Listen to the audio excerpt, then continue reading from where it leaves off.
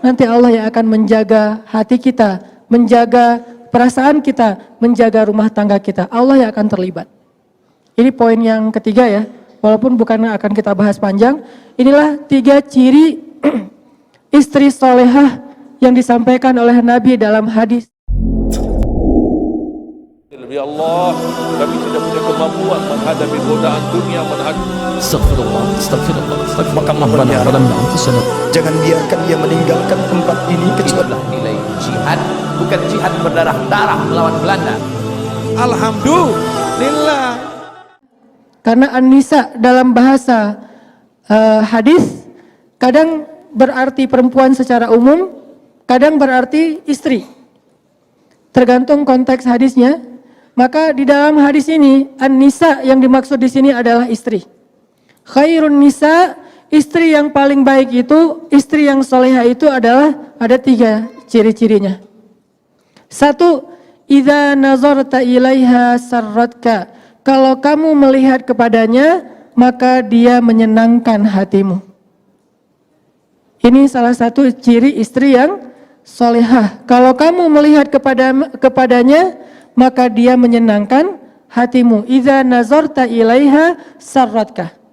Ini ciri pertama. Kalau ciri-ciri perempuan yang solehah nanti di hadis yang lain banyak secara umum ya. Nanti perempuan yang berhijab, bahkan di Al-Quran banyak. Perempuan yang beriman, perempuan yang mengingat Allah, perempuan yang berpuasa, perempuan yang selalu taat kepada Allah. Banyak sekali ciri-cirinya. Tapi kalau dalam konteks hadis ini khusus buat istri. Jadi kita kayak lagi belajar menjadi seorang istri solehah dari siapa? Dari Sayyidah Aisyah radhiyallahu anha. Dari Aisyah yang luar biasa, yang inspiring banget. Yang buat saya itu keren banget. Dan dia tawazun, punya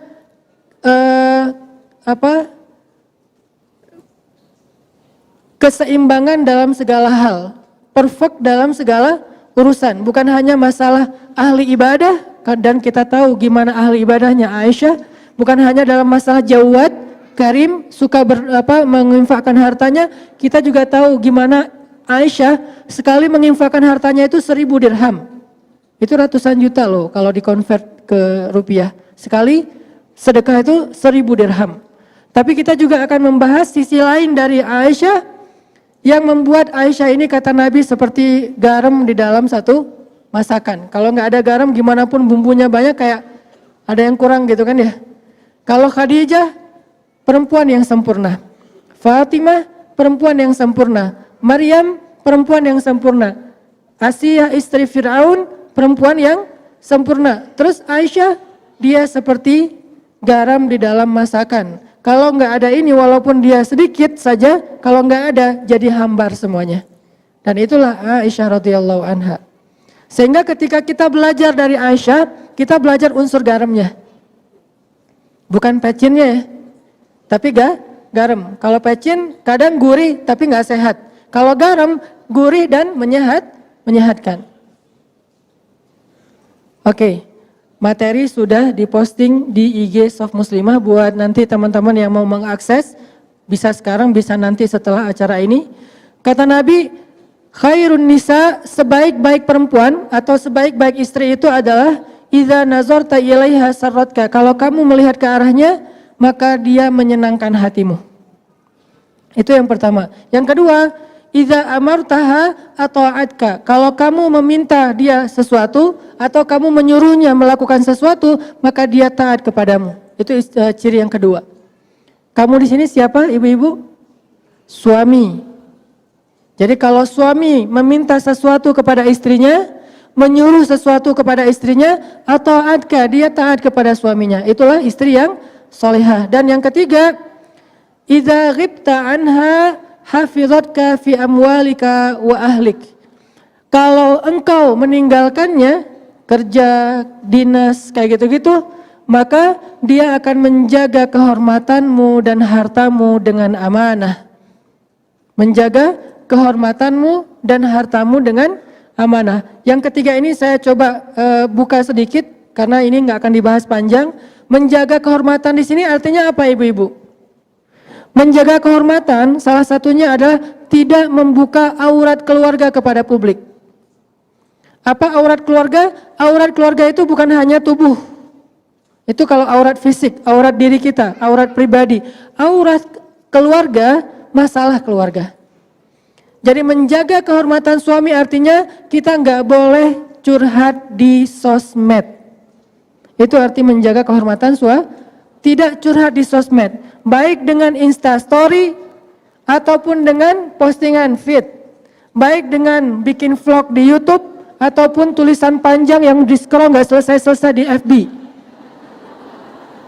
Atau bahkan sekedar status saja. Update status di WhatsApp kita atau di Telegram misalnya. Apalagi kalau di Telegram kadang-kadang kita kayak bisa bikin emoticon sendiri gitu kan. Terus emoticonnya tuh kayak cry gitu, kayak lagi nangis gerung-gerung. Atau jungkir balik, kayak guling-guling kayak gitu. Terus kita kayak share gitu, ini loh ada emoticon baru tapi wajah-wajah kita lagi nangis. Seolah-olah kita pengen semua orang tahu saya tuh lagi sedih.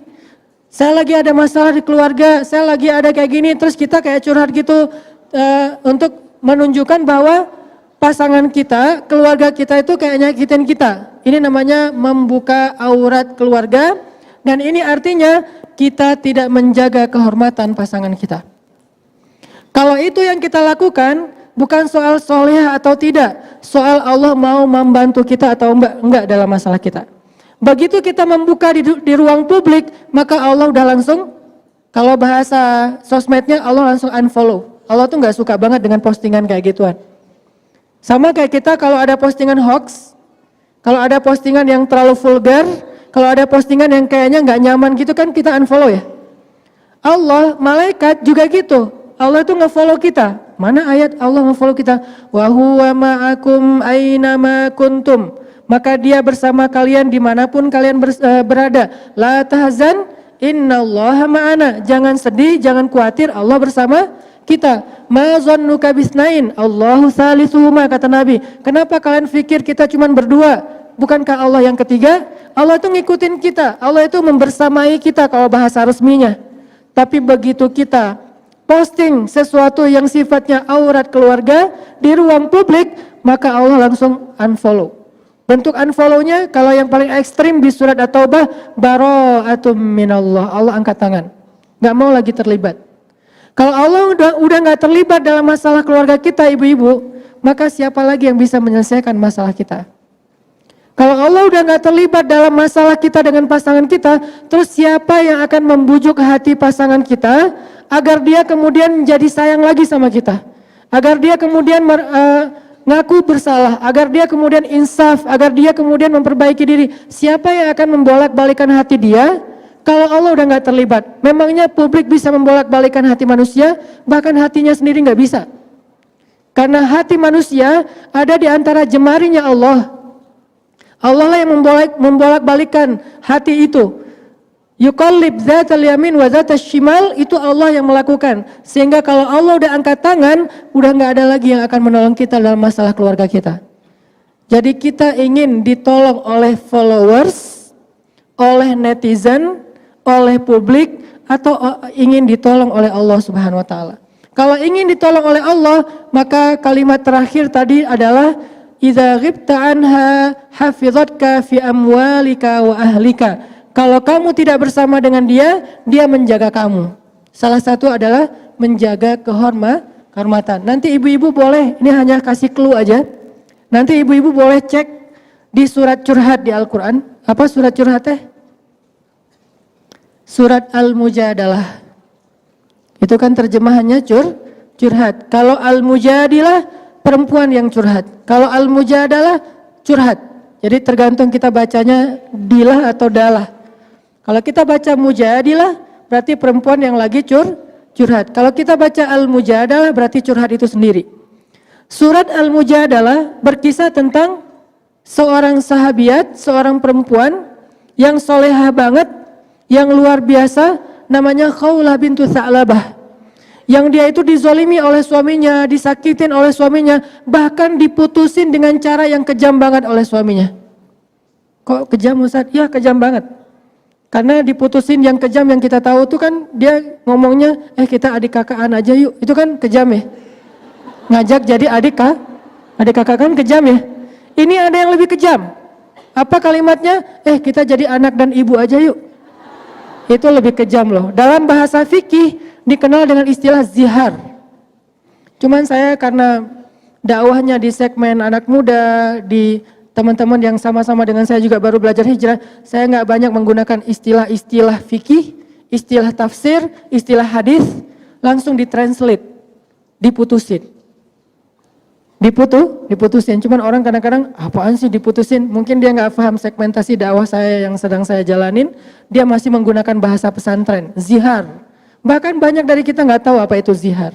Sehingga butuh translate. Zihar itu diputusin dengan cara ngomongnya apa? Kita jadi anak dan ibu aja. Itu lebih kejam daripada dulu ada yang mutusin kita jadi adik kakak aja. Kita temenan aja yuk, kita sahabatan aja yuk. Kamu udah aku anggap kayak sahabat sendiri kok. Kita udah nggak gitu-gitu amat lah gitu ya. Teman tapi gitu deh. Nah, ini ada yang lebih kejam daripada teman tapi gitu deh. Apa? Kita jadi anak dan ibu. Artinya haram selama-lamanya, seperti ibu haram bagi anaknya, bukan lagi istri. Akhirnya Khawlah ketika dizolimi oleh suaminya, dia curhatnya ke siapa, ibu-ibu? Curhat kepada Allah, tapi minta fatwa kepada Nabi. Nanti coba baca pembukaan dari surat Al-Mujadalah. Kalau bisa satu halaman, tapi fokus ke ayat pertamanya dulu, bahwa kalimatnya tujadiluka fi zaujiha wa tashtaki ilallah. Dia meminta pendapatmu tentang kata-kata suaminya, tapi dia curhatnya tashtaki, curhat ke Allah. Jadi dia tidak curhat kepada Nabi. Dia hanya meminta nasihat dari Nabi tentang kata-kata suaminya, kira-kira menjatuhkan talak apa tidak. Kalau bahasa sekarang tuh istifta, meminta fatwa kepada Ustadz. Ustadz, suami saya bilang gini, kamu buat saya itu seperti ibu, kira-kira itu jatuh talak gak Ustadz? Cuman segitu doang. Tapi urusan suami saya itu emang orangnya temperamen, suami saya itu gak bisa jaga lisan, suami saya itu zalim, itu gak disebutkan ke Nabi. Dia menyebutkan itu kepada siapa? Wa tashtaki ilallah, dia menyebutkan itu kepada Allah saja. Akhirnya apa yang terjadi ibu-ibu? Ketika Khawlah curhatnya kepada Allah, akhirnya Allah yang ngebelain Khawlah, bukan Nabi, bukan sahabat, bukan manusia, bukan siapapun. Bahkan Nabi tidak membela Khawlah awalnya, karena Nabi tidak paham. Sehingga ketika Khawlah nanya kepada Nabi, apa hukumnya kata-kata suami saya ya Rasulullah? Nabi mengatakan itu sudah jatuh talak zihar selama-lamanya wahai Khawlah. Khawlah gak terima, dia kayak ngerasa gak rela gitu berpisah dengan suaminya karena dia sayang sama suaminya. Gimana pun dizolemin, inilah perempuan.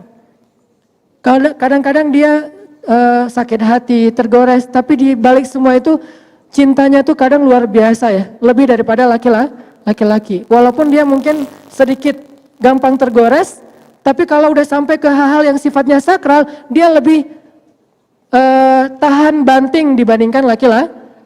Laki-laki dengan mudahnya mengeluarkan kata talak apa segala macam. Pada akhirnya perempuan yang akhirnya minta kalau bisa ini nggak jatuh talak, Ustadz gimana? Suami saya ngomong kayak gini. Yang akhirnya mencari solusi cewek, ibu-ibu, istri. Sehingga ketika Nabi bilang itu sudah jatuh talak, Khawlah kayak ngerasa sedih dan nggak rela gitu. Masa ya Rasul? Ya wahai Khawlah, nggak bisa balikan lagi? Nggak bisa wahai Khawlah. Artinya apa? Nabi aja nggak bisa ngebelain Khawlah. Padahal Nabi kurang apa coba? Nggak ada lagi manusia yang lebih baik daripada Rasul. Tapi nggak bisa ngebela Khawlah. Kenapa? Karena manusia.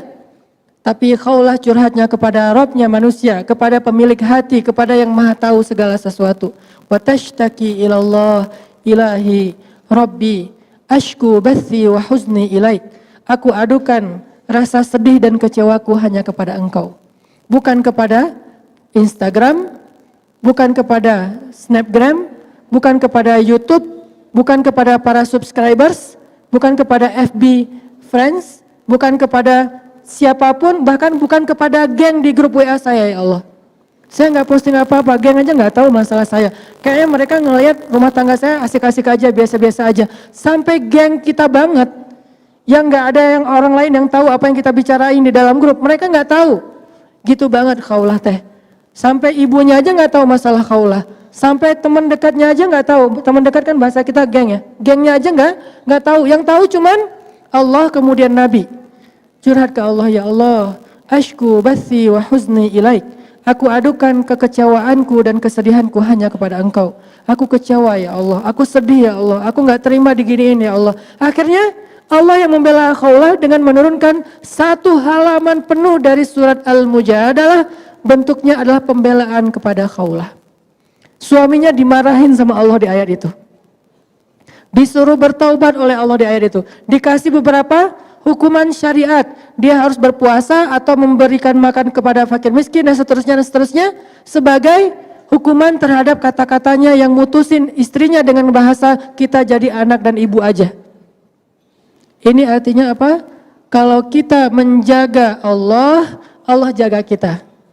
Bentuk menjaga Allah dalam urusan rumah tangga, jaga kehormatan rumah tangga kita yang Allah perintahkan, hafizatka fi amwalika wa ahlika, nanti Allah yang akan menjaga hati kita, menjaga perasaan kita, menjaga rumah tangga kita. Allah yang akan terlibat. Ini poin yang ketiga ya, walaupun bukan akan kita bahas panjang. Inilah 3 ciri istri solehah yang disampaikan oleh Nabi dalam hadis riwayat An-Nasai. 1, idza nazarta ilaiha sarratka. Kedua, idza amartaha ata'atka. Ketiga, idza ghibta anha hafizatka fi amwalika wa ahlika.